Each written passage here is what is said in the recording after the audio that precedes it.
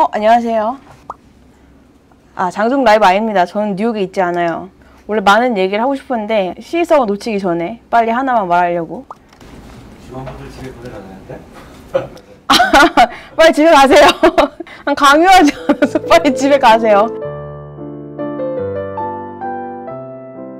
오늘 그 메타 얘기를 좀 하고 싶은데, 지난주에 트위터 대항마라고 하는 그 Threads라는 소셜미디어 앱 만들었잖아요. 그리고 론칭하자마자 여기 보시다시피 세계 최단 기록을 세웠습니다. 인포그래픽이 뭐냐면 1밀리언 유저를 누가 가장 빨리 모았느냐를 보여주는 이 차트인데요. 1시간도 안 돼서 100만 다운로드를 성공시킨 저커버그의 이 야심작 Threads입니다. 일단 챗GPT 이겼어요. 챗GPT 5일 걸렸고, 론칭한 지 16시간 만에 30밀리언 유저 모았어요. 3천만 명이죠. 그리고 1일 딱 됐을 때 24시간 만에 5천만 유저 찍었습니다.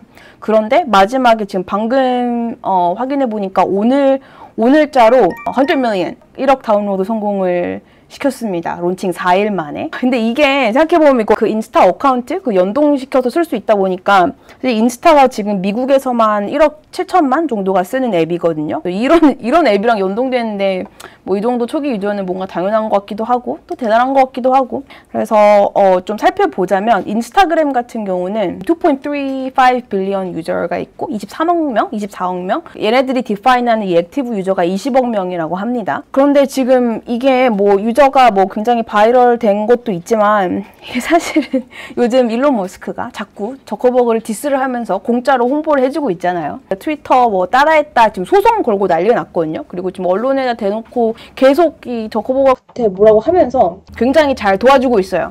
그래서 그런지 요즘 뭐 유저 실적도 좋고 이게 뭔가 다 잘 되기 시작하니까 이제 요즘 되게 한동안 조용했던 마크 저커버그가 갑자기 자신감도 회복하고, 뭐 요새는 뭐 일론 머스크 뭐라고 하면은 뭐 여유롭게 받아치기도 하고, 지금 보면 Threads에서 놀고 있거든요. 댓글놀이 하면서 굉장히 재밌는 것 같은데, 그리고 당연히 의도한 거겠지만 타이밍도 굉장히 기가 막히게도 일론 머스크가 그 트위터에 최근에 갑자기 그 트위터 포스트 그 조회수에 캡을 때리는 새로운 이 policy를 내놓으면서 진짜 온갖 욕을 다 처먹고 있는 와중에 갑자기 이제 트위터 이길 거야 라는 앱을 내놓았기 때문에 지금 뭐 이 상황 전체가 굉장히 웃긴 상황이 됐는데, 지금 소셜미디어 시장을 보면 아무래도 지금 페이스북, 인스타, 그리고 이제 뭐 트위터, 뭐 유튜브 등등 틱톡 포함해서 한 4강 구도 정도가 되는 것 같아요. 근데 우리가 지금 알고 있는 그 메이저한 애들만 그 정도고, 올 초 같은 경우는 뭐 인비테이션 올리라고 뭐 컨셉 잡아서 또 막 또 트위터 따라잡겠다는 뭔가 그 hard to get 같은 컨셉으로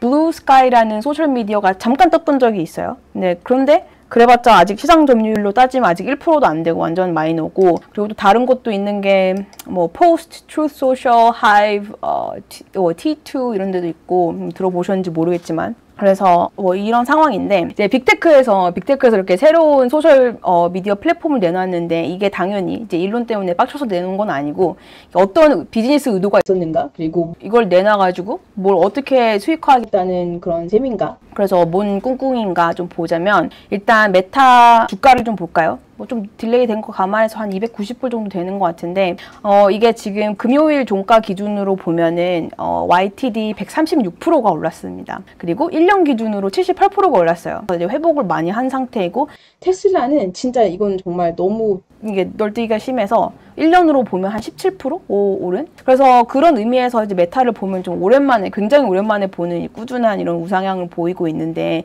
이렇게 보는 것보다 사실 이렇게 봐야지 좀 더 와닿거든요. 지금 이 volatility의 차이만 보더라도 이렇게만 보면 이제 메타의 승리입니다. 사실 이 차트 비교를 하자면 어차피 지금 이거 소셜미디어 전쟁 얘기하고 있는데 트위터랑 비교하면 참 좋겠지만 이제 그게 안 되니까 자꾸 뭔가 트위터로 뭘 하려고 하는 이제 테슬라를 프록시 삼아서 한번 보는 거예요. 이제 메타가 주가가 많이 회복을 했고, 그동안 구조조정도 좀 빡세게 하고, 이제 메타버스 어쩌고도 하는 것도 뭐 일단 계속 하고는 있는데 점점 좀 정신을 차리는 길로 가고 있는 것 같기도 하고, 일단 이제 메타의 메인 BM인 디지털 광고 시장 상황을 보면은 일단 시장 자체가 올해 들어서 굉장히 많이 회복을 했어요. 지금 메타의 매출 구성을 보면은 뭐 이거 톱라인이에요. 이게 레베뉴를 보면은 거의 98%, 99%가 다 광고 수익이죠. 그리고 여기 밑에 여기에 그 리얼리티 랩이라고 되어 있는 게 그 메타버스 한다는 그 부분이고, 작년에 특히 광고 시장이 많이 죽었어서 작년에도 메타 톱라인 매출을 보면은 마이너스 1% 역성장했는데, 지금 앞으로 1년치 예상되는 그 선행 레베뉴가 8.6%, 9% 가까이 예상된다는 거예요.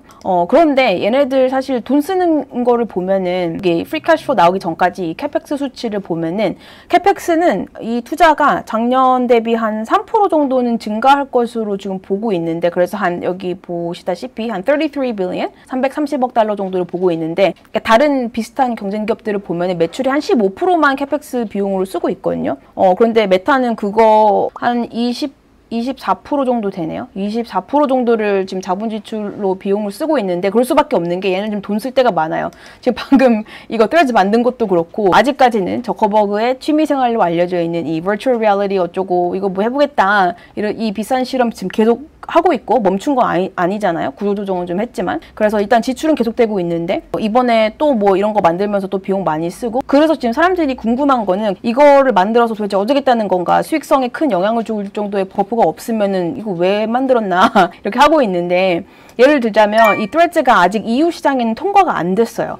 유럽에서는 다운이 아예 안 되는 걸로 알고 있는데, 미국에서 그냥 유저 그냥 많이 모은 걸로 좀 주목을 받고 있긴 하는데, 이게 얼마나 그 메타의 버럼라인에 좀 중요한 소식이냐면, 예를 들어서 작년에 애플에서 그 아이폰 유저들한테 이거 그 팝업 윈도우 띄우면서 앞으로 네 정보가 광고에 쓰이는 것에 동의하니? 이거 하나 넣었다가 페이스북이 광고 수익을 잃었던 게 작년 한 해만 거의 20조 원 정도를 날린 거예요.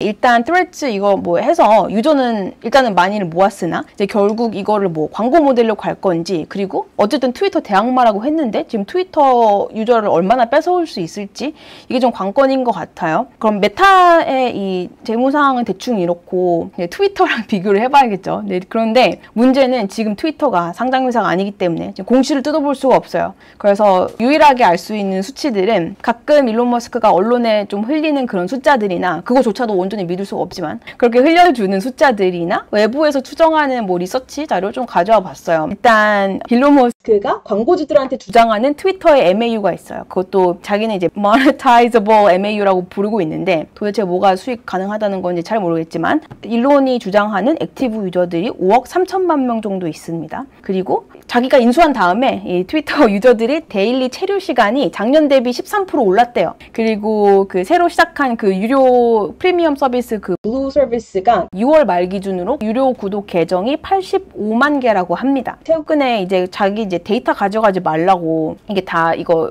이제 리밋을 걸기 시작했거든요. 그러니까 지난주 발표 자료 기준으로 말하면은, 예를 들어서 그 verified 유저들은, 그러니까 돈 내는 유저들은 데일리 한 6,000개 정도의 포스팅에 액세스가 가능을 하고, 일반 유저들 혹은 뭐 unverified 어카운트라고 말을 하는데, 어쨌든 그런 non 프리미엄 유저들은 하루에 뭐 600개 이상 포스트 익스포저가 안 생긴다고 볼 수가 없다고 제안을 한 거예요. 이게 사실 그냥 일반 유저라고 생각하면 뭐 하루에 뭐 해봤자 뭐 많으면 몇십 개? 뭐 한 10개 정도 읽는데 이게 뭐 무슨 상관인가 하겠지만, 요즘은 이 AI 붐 때문에 이제 개나 소나 다 막 데이터를 가져가기 때문에 지금 데이터 전쟁이 돼서 이런 상황이 되고 있습니다. 그래서 일론 머스크의 표현을 빌리자면 이거 완전 시스템 매니플레이션이다. Extreme levels of data scraping. 이거 더 이상 용인할 수가 없다. 요즘 AI 스타트업들이 AI 어쩌고 하면서 트위터에서 자꾸 데이터 긁어가는데 이거 도저히 이거 용납을 할 수가 없다. 이렇게 말하고 있고, 아무튼 뭐 이런 제안을 걸었어요. 그리고 당연히 발표가 나자마자 당연히 온갖 욕을 다 먹고 있고, 결국에는 뭔가 rare limit 뭐 이렇게 해서 좀 인증된 어카운트는 뭐 한 10,000개까지 볼 수 있게 해주나 뭐 그런 게 생겼던 것 같아요. 모르겠어요. 말이 계속 바뀌어서 대충 그런 상황이고, 이게 막 말도 안 되는 상황이다, 사람들 다 자기 트위터 데이터 훔쳐간다라고 주장을 하면서, 왜 내가 만든 트위터 데이터가 이 AI 스타트업's outrageous valuation을 justify 해줘야 되냐, 말도 안 되는 밸류에이션을 받게 내가 왜 도와줘야 되냐라고 말을 하는 코트가 있는데, 그렇게 피해를 주장하고 있습니다.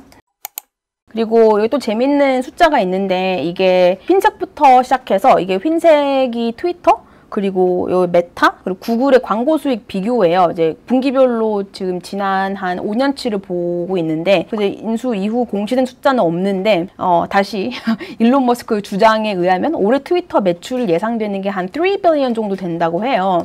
참고로 그 인수 전 바로 전 full year인 2021년까지만 해도 트위터 매출이 5 빌리언이었어요. 5 빌리언.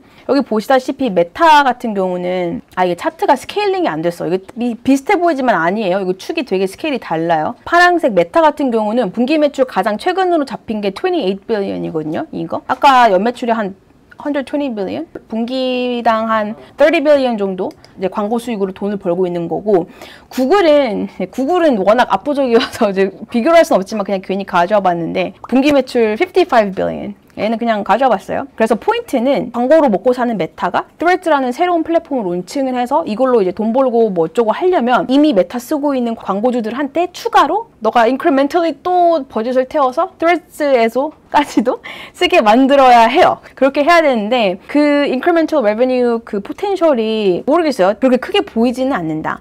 그 근거가 뭐냐면 지금 상황에서 메타 매출에서 추가로 한 3% 추가 매출이 추가 수익을 발생한다고 해요. 그렇게 하면은 추가로 3 빌리언 정도 이제 뭐 많이 잡아주면 4 빌리언 정도 이제 추가 수익이 나오는 건데, 일단 그렇게 하면은 트위터 전체 연간 매출은 따라잡습니다. 아까 일론 머스크가 그랬으니까 뭐 올해 예상되는 게 3 빌리언이라고 했잖아요. 그러면은 메타 입장에서는 트레드에서 이렇게 추가 매출 한 3%만 더 발생하면은 이거 트레드 뽕 뽑은 건데, 그거는 이제 가능성인 거고 광고주들 입장에서 그게 추가적인 그런 인크리멘털 그 밸류가 있는지는 아직 뭔가 검증이 안 된 거고, 그렇다면은 이제 당장의 수익화에 도움이 안 되면 그러면 주가에는 반영이 됐나? 주가를 보면은 지난 한 1주? 2주 사이에 그 메타의 종가랑 그리고 마켓캡이에요. 어디 있지? 7월 3일? 이게 발표 전이고 그 Threads 그 론칭하기 전이고, 이게 Threads 론칭하고 시총이 한 750 빌리언 정도를 뛴 건데, Threads 론칭 직전부터 보면 메타 주가가 그 하루 만에 한 3%, 2.9% 뛰었어요. 이게 수요일 가격으로 보면 되는데 지금 메타 시총이 대충 한 750 빌리언? 이니까 이제 이 기준으로 볼게요. 수요일 기준. 그럼 여기서 3% 움직이는 정도면은 한 하루에 이 Threads 론칭으로 인해서 주가 반영된 게 그 주가 움직임이 한 22 빌리언이 이제 시총이 움직였다는 건데, 이 숫자랑 뭘 비교해야 되냐면 트위터의 기업 가치, 트위터 기업 가치를 비교해 보면 되죠. 그런데 그럼 트위터 기업 가치가 뭐냐? 근데 트위터 기업 가치는 참고로 일론 머스크가 인수를 했던 그 44 빌리언이 아니에요. 당연히 그거 너무 바보같이 샀기 때문에 그냥 망했거든요. 실제로 지금 진짜 가치가 얼마냐라고 했을 때 지금 시점에서의 밸류에이션은 이제 인수를 했을 때 이제 여러 개의 인수 주체들이 있었는데 파이낸싱을 해준 그 인수 주체들 중에서 피델리티가 이번에 마크 투 마켓 밸류에이션을 했는데 지금 그들이 보는 마크다운 밸류에이션이 한 15 빌리언입니다. 거의 한 3분의 1 토막 났어요. 그렇게 따지고 보면은 이미 그 트위터의 가치 이상으로 지금 주가에 반영이 된 거죠. 그래서 일단 단기적으로만 보면은 이미 Threads 그 효과는 다 선반영됐다. 이해가 됐나요? 쉽게 말했나? 그래서 지금 이제 빅테크 CEO들이 지금 굉장히 소셜미디어 쪽으로 와가지고 막 뻘짓을 하고 있는데, 이거에 대해서 또 한마디 한 사람이 있습니다.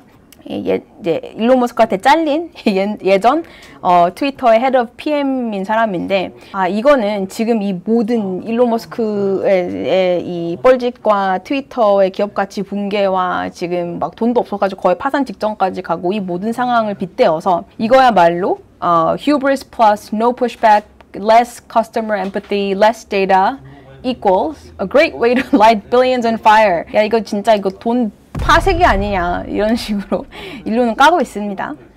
물론 여기 밑에는 일론의 또 팬보이즈들이 다 몰려와가지고 이 사람 욕을 엄청 하면서 네가 뭔데 그러냐 난리를 치고 아주 좀 막 개판인 자, 그리고 뭐 일론 머스크 얘기가 나와서 재밌는 얘기가 나와서 한번 얘기를 해보고 싶었는데, 일론 머스크가 지금 바쁩니다. 지금 소송 진행 중인 게 한두 개가 아니에요. 일단 그 트위터는 44 빌리언이라는 가격에, 그런 말도 안 되는 가격에 지를 때부터 이게 좀 무슨 짓을 하는 것인가, 바보인가 천재인가 좀 헷갈리기 시작했는데, 이 뒤의 과정조차도 인수합병 역사의 길이 남을 만큼 교란스러웠지만 이제 일론 머스크가 여러 가지로 뭐 망쳐놓은 것도 많고 뭐 손해본 것도 많은데, 그 중에서 이제 어마어마한 변호사 비용이 있어요.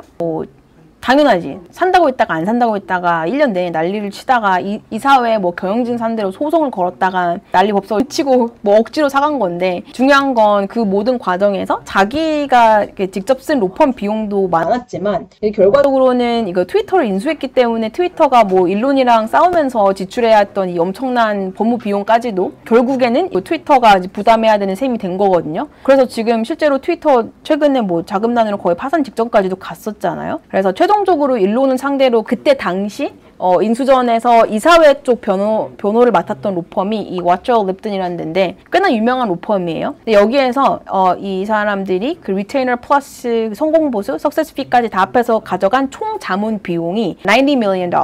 이게 이 로펌의 한 해 전체 수익의 한 10%가 넘는 돈이었고, 이게 부당한 금액이라면서 이제 와서 소송을 하고 있다고 합니다. 근데 이제 와서 생각해보니까 좀 아까운 거지. 물론 이거는 이제 계약된 상황이라서 일론이 작년 10월에 이제 트위터 종가 한 54.20 그 가격으로 인수한 당일날 인수 가격이 형성이 됐으니까 그게 장 마감되기 몇 시간 전에 자동이체가 됐어요. 자동이체가 돼서 이미 90 million이 빠져나갔어요, 이 로펌한테. 근데 이제 일론이 트위터 인수한 다음에 까보니까 이게 뭔 말도 안 되는 금액이냐, 90 million 중에서 제대로 막 해명도 안 되어 있는, 여기 말했듯이 unspecified success fee, 성공 보수가 굉장히 이상하게 모호하게 박혀 있는데, 이건 얘네들 되게 부당하게 챙겨갔고 트위터 이사회 제대로 변호하지도 않았고, 너네가 제대로 이사회를 자문해줬어야 되는 이 fiduciary duty 자체도 지키지 않았다. 그래서 너네가 갈취해간 돈은 다 무효야. 뭐 이런 식으로 소송을 하고 있어요. 어떻게 보면 이게 지금 진짜 말이 안 되는 게, 왜 자기랑 싸울 때 나랑 제대로 못 싸워놓고 그렇게 많이 받아갔냐 이 나쁜 놈들아, 이러고 있는 건데, 도대체 무슨 말인지 모르겠지만 또 이런 또 비싼 소송을 하고 있는 이런 머스크입니다. 벌써 이제 상반기가 지나고 이제 하반기가 시작한 지 꽤 됐기 때문에 S&P 아웃룩에 대해서 이거를 하고 싶은데 이 얘기는 이미 오늘 너무 늦었으니 내일 하기로 하고, 오늘은 할 얘기를 다 했으니 여기서 마무리를 하겠습니다.